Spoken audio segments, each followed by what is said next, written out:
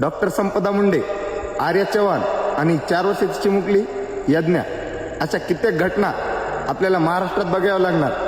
थांबतील या घटना तेव्हाच ही लाचार झालेली व्यवस्था जेव्हा या हरामखोरांना भर रस्त्यात जाळणार. 4 वर्ष वय होतं तिचं. असा कोणता तिच्याकडून गुन्हा झाला?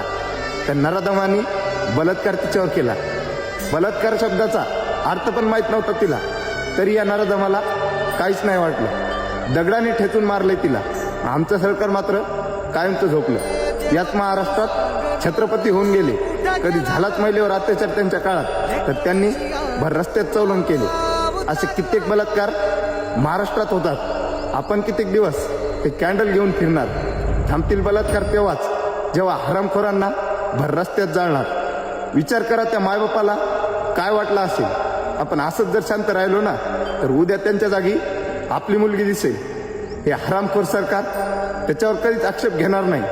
आपल्यालाच रस्त्यावर यावं लागेल, त्याशिवाय बलात्कार थांबणार नाही. बेटी बचाओ बेटी पढाओ हाच ना तुमचा कायदा. अरे लेकच नाही राहिली सुरक्षित, तर मग